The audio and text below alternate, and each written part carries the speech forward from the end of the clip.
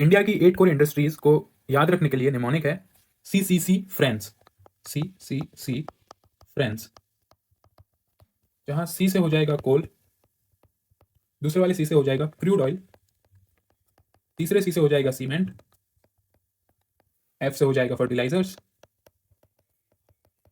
R से हो जाएगा रिफाइनरी प्रोडक्ट्स, E से हो जाएगा इलेक्ट्रिसिटी, N से हो जाएगा नेचुरल गैस और S से हो जाएगा स्टील।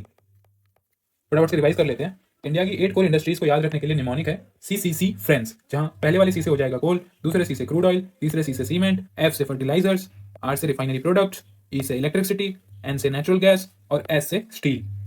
तो ये वीडियो यहाँ पे खत्म होता है। अगर वीडियो यूजफुल लगा हो तो लाइक करें, शेयर करें अपने फ्रेंड्स के साथ और सब्सक्राइब करें इस चैनल को।